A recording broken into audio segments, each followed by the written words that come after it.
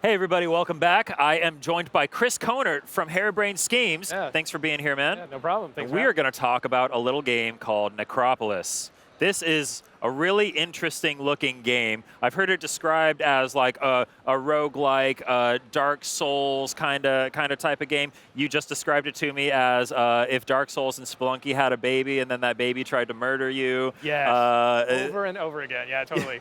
You've got me very interested in this. Give me a quick rundown of NECROPOLIS and what exactly this is. So it's we're calling it a 3D action roguelike. So you're going to get the combat of something like a Dark Souls, deeply Dark Souls inspired. We do our own little take on it here and there, but you're also going to get the roguelike element. So you're going to get a procedural game that's different every time, and you're going to get permadeath.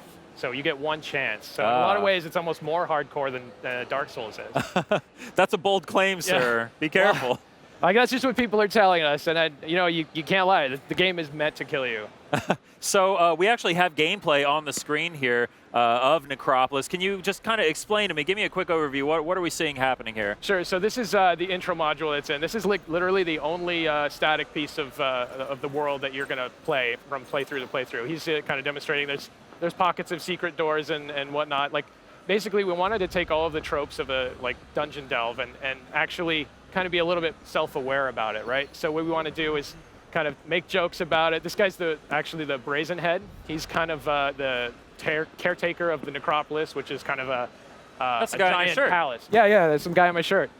So we kind of jokingly refer to him as like a semi-psychotic version of Jarvis from Iron Man, right? So he's in charge of the place, but you're not quite sure if he's there to really help you or not. So he's going to give you tasks like, hey, can you help me clear out the undead on level 3 and that kind of stuff. And so if you do his tasks, he'll give you tokens of favor, and those will actually allow you to sort of progress from playthrough to playthrough. So you'll use those to unlock codexes. Codexes will give you different abilities like super jump and things like that. Okay. So you're picking up these items that are going to help you get through this procedurally generated dungeon. Are there more long-term progression elements in play here, or is it truly a fresh slate from every get-go? So it's almost all a fresh slate, but except for those codexes, which will allow you to sort of start with a little bit of an edge, allow you to mix up the gameplay a little bit, take some tactics that you may not have been able to do before. But by and large, it's fresh every single time. Cool. Yeah, I'm noticing the art style is very kind of simple, but very fluid, well animated, kind of very vibrant, more than I would expect a Dark Souls-ish, like roguelike type of game to be. Yeah, totally. So I mean, the stylized art style was definitely an approach we wanted to go to from the start. It allows us to kind of explore the space from a little bit more of a whimsical end. You know, it's not quite as dark and as sort of foreboding as Dark Souls can be, especially if you're like spending a lot of time in it. Yeah. So it allows us to kind of just mix it up, and that you got a little sense of the humor, like you can see the description on the items there. We're intentionally vague on stats, but we follow it up with a joke. But really, the philosophy of the game is it's less about the stats, and it's more about kind of just playing and experimenting and getting the feel for the game as you go down, right? So you're not progressing, you're not leveling up per se. You're actually finding new and cool stuff. There's tons of weapons that you can get, like short swords and great hammers and great axes and all things like that. But really, it's about the gameplay itself, kind of using those tools to your advantage. The roguelike nature is so random, so you kind of have to adapt your strategies on the fly. Maybe you don't get that fire sword that you really love until like level 3. I do love fire swords. Well, who doesn't love fire swords, right? So yeah, so it's really all about kind of managing sustenance, your inventory, right? So yeah, so he's eating somewhat bad tactically right there. But he's doing that because he's actually using this power attack here is great for crowd control. Oh, nice. But you'll see it kind of drains that stamina bar, which is one of the key kind of design decisions that we had. I saw that little guy skittering away, but he killed it and something popped out. Was that like a little loot demon? Yeah. So we've got a couple of levels of enemies here. Some of them we call vermin, right? So they're kind of fillers, and they give you some stuff for the crafting system that you can use to sort of build more bombs and things like that, but also just like the basics like food that you kind of sustain you throughout your delve. He's looking for, those are scrounge, we call them. They're kind of in charge of cleaning up after all the carnage of all the oh, so they're the ones that clean up the mess. Yeah, they clean up the mess, so yeah. But when you kill them, who cleans up?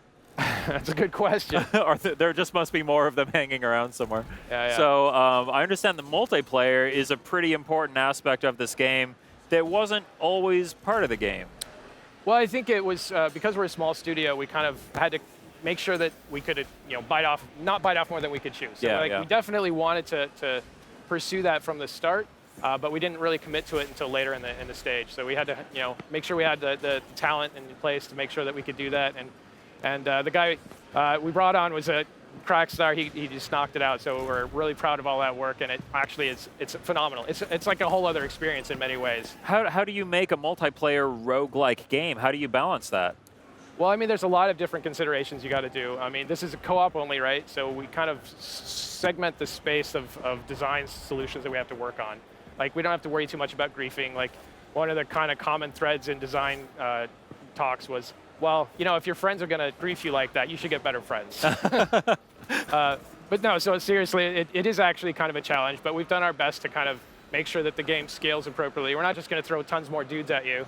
But the stats behind the scenes will get scaled and tweaked just a little bit to make sure that you're having fun and everyone's having a good time. Cool. So is this is the game like endless, or is there an end to it after so many levels? There is an end to it. There's 8 levels that you can get to, and then kind of a secret level on the bottom there that is the end of the game there. But they get progressively more bigger as you go down. So it's actually a pretty big trek to actually finish this game. Like, I think we're clocking in at around 4 to 6 hours on a single playthrough. For one playthrough? For one playthrough. Wow, and that's a single life. That's after all of the practice you have to put in to be able to beat the game. People ask us how much time is in this game, how much gameplay, and like hours. Well, you and tell we're me, basically, yeah. Well, how good are you, right? So, like, nobody's going to beat this right out the door. Like, I still struggle to Challenge get very far. accepted. Yeah, well, hey. I'll come over. I'll beat it on my first try. I don't think that's true. Yeah, that would be a first. Yeah, this game is looking pretty incredible. Is there anything else that you wanted to talk about? Anything else you want to show off about NECROPOLIS before we let you go? I mean, you got the basics of it. Like, it's a dungeon delve. The humor of it is kind of, it keeps that light tone throughout, so you don't really get kind of bogged down with this sort of oppressive murder fest that it might be otherwise. Yeah. Like, it's a beautiful game. It's a fun murder fest. It is. It's a fun, especially in multiplayer, because we have friendly fire on in multiplayer as well. So friendly fire. That's the key ingredient. It's a big, like, mess of swinging swords, and friends are down. So, like we said, you're gonna friends are trolling you. Get some better friends. Yeah. Okay. I get it now. Yeah. Okay. You said friendly fire, and I was like, ah. Yeah. No, it's a blast. Awesome. Okay, cool. Well, I think that's going to be about it for our segment. Thank you so much for joining us and showing us NECROPOLIS. This game looks awesome. When can we play it? It's going to be out for PlayStation later this summer. Later this summer? Yep. Awesome. Cool. We're really looking forward to it. Thanks a lot for joining us, man. Yeah, thank you.